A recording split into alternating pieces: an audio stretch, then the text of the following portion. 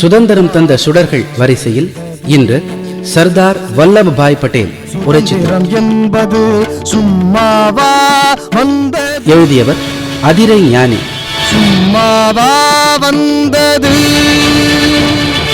சும்மாவா வந்தது. கவச குண்டலத்தோடு கர்ணன் பிறந்தான் என்று பாரதம் கூறுகிறது. அதே பாரதம்தான் இரும்பு இதயத்தோடு இவர் பிறந்தார் என்று ஒருவரை கூறுகிறது.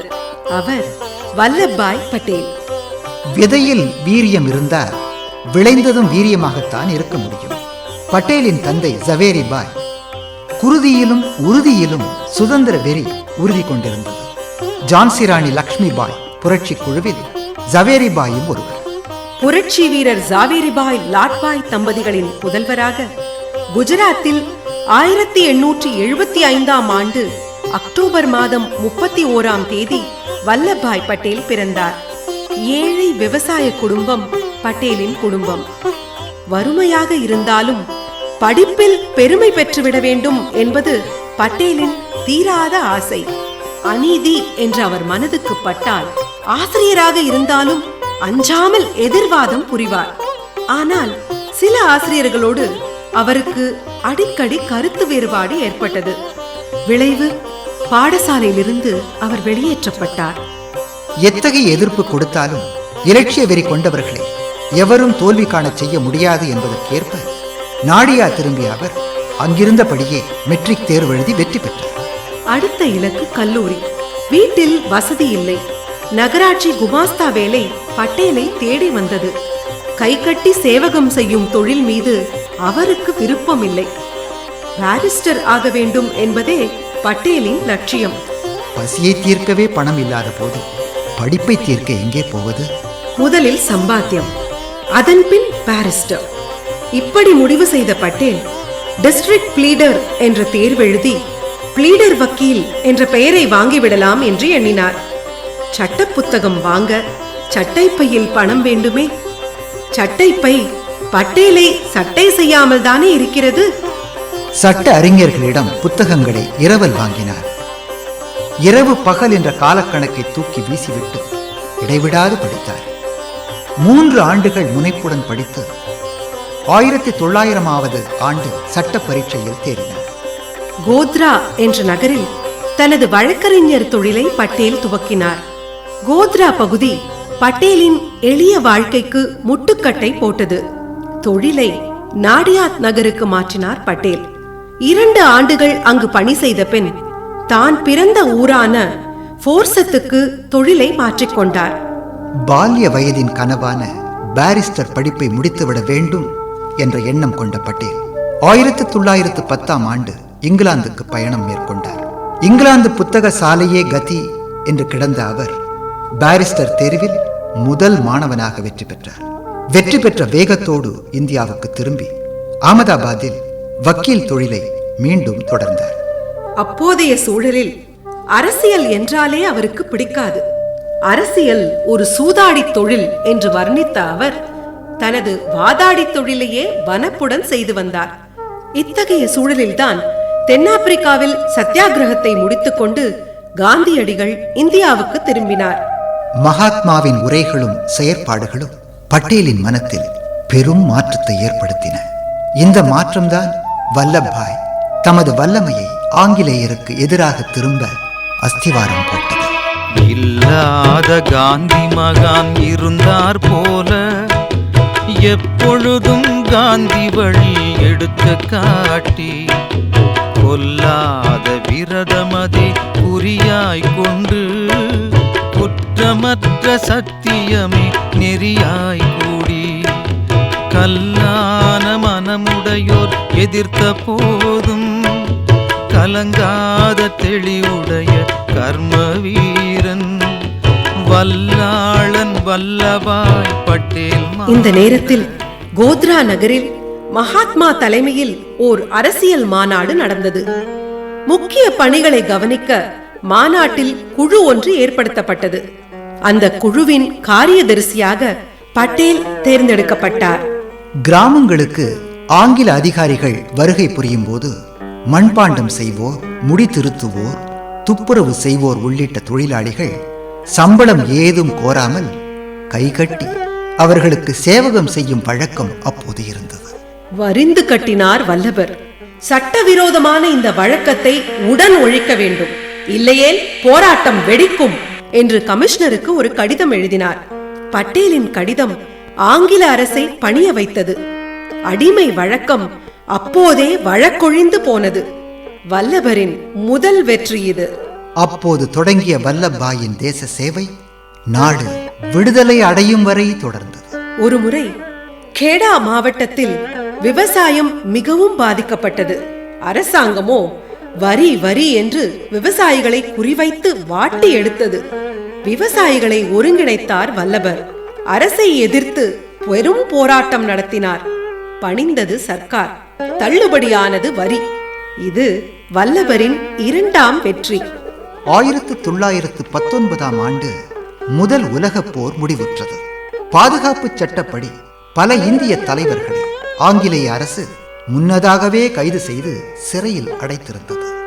நாட்டில் அடக்குமுறை கட்டவிழ்த்து விடப்பட்டிருந்தது. பஞ்சாப் படுகொலை என்று வரலாற்று பக்கங்களில் இரத்தக்கரை பூசிக்கொண்ட ஜாலியன் வாலாபாக் படுகொலை சம்பவமும் இதே சூழலில்தான் நடந்தது. இந்த கொடுமைகளை எதிர்த்து நாகபுரி காங்கிரஸ் மாநாட்டில் ஒத்துழையாமை இயக்கத்தை மகாத்மா அறிவித்தார். பட்டங்கள் பதவிகள் தூக்கி எறியப்பட்டன. பாரிஸ்டர் தொழிலை வல்லபர் கைவிட்டார். மக்களின் கிளர்ச்சி ஆங்கிலேயரின் மன அமைதியை கெடுத்தது. மகாத்மா கைது செய்யப்பட்டார்.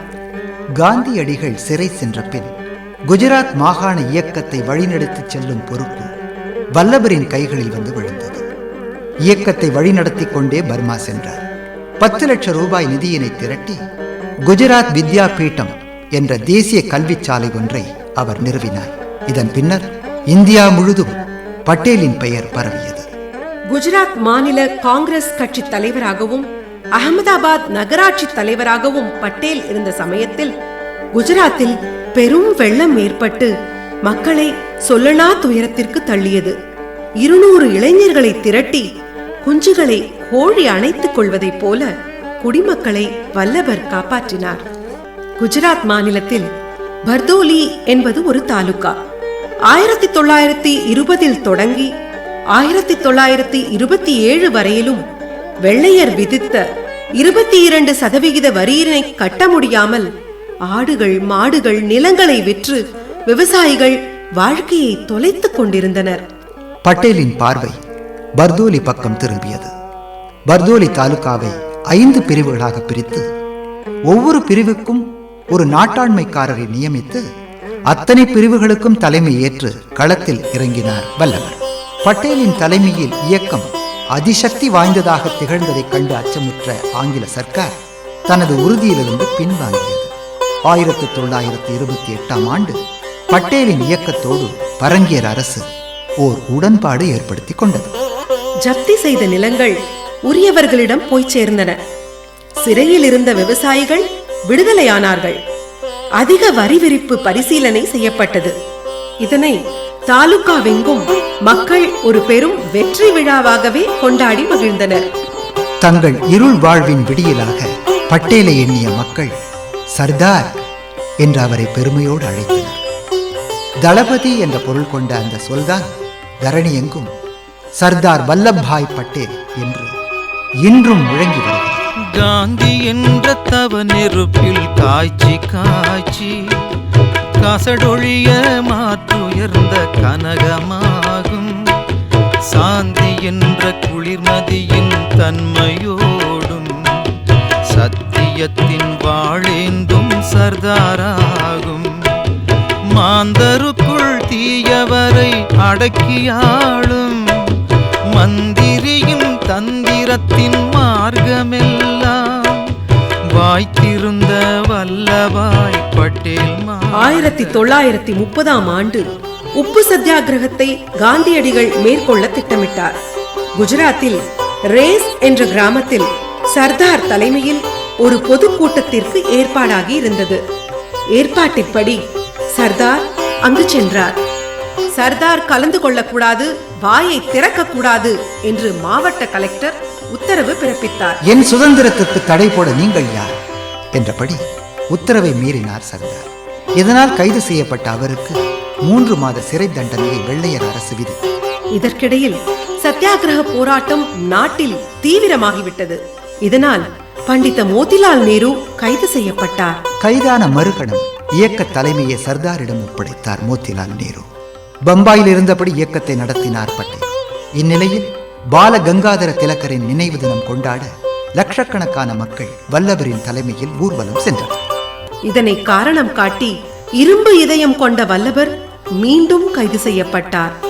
மீண்டும் அவருக்கு 3 மாத சிறைவாசம். காந்தி இர்வின் ஒப்பந்தம் ஏற்பட்ட பின்னர் சர்தார் உள்ளிட்ட எல்லோரும் விடுதலையாயினர்.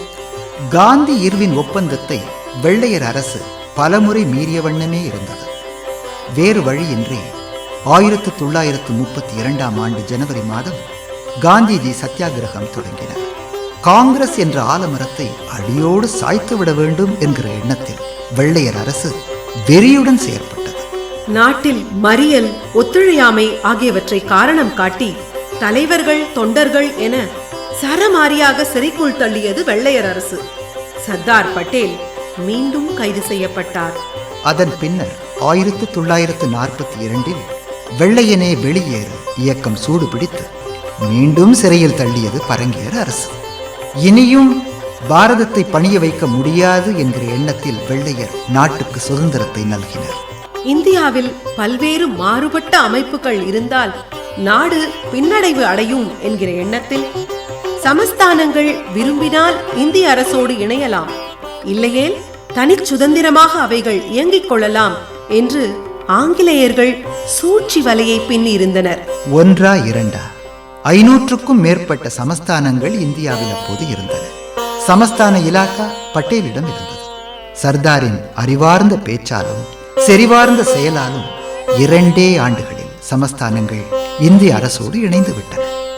2 சமஸ்தானங்கள் முரண்டு பிடித்தன. அவைகளை தனது இரும்பு கரங்களால் பணிய வைத்தார் பட்டேல். ஆயினும் காஷ்மீர், ஜுனாகட், ஹைதராபாத் சமஸ்தானங்கள் சுதந்திர நாடுகளாக வாழ விரும்பின. வேற்றுமையில் ஒற்றுமை என்கிற நிலைப்பாட்டை உருவாக்க இறுதி வரை குருதி சிந்திய இரும்பு மனிதர் பட்டேல் 1950ஆம் ஆண்டு டிசம்பர் மாதம் 15ஆம் தேதி உயிர் துறந்தார். காற்று உள்ளளவும் கடல் வானம் உள்ளளவும் வல்லபாய் பட்டேலின் பெயர் வான் புகழ் பாரத நாட்டில் வலம் வந்து கொண்டே இருக்கும். நேயர்கள் இதுவரை சுதந்திரம் தந்த சுடர்கள் வரிசையில் சர்தார் வல்லபாய் பட்டேல் உரைச்சித்திரம் கேட்டீர்கள். எழுதியவர் அதிரை ஞானி. ஒலித்த குரல்கள் எஸ் ஜெயராமன், பி அனுராதா ஆகியோர். சுதந்திரம் என்பது நிகழ்ச்சியில் இடம்பெற்ற பாடலை பாடியவர் ஆர் கிருஷ்ணராஜ். பாடலுக்கு இசை ஜெயஸ்ரீ ஜெகன்.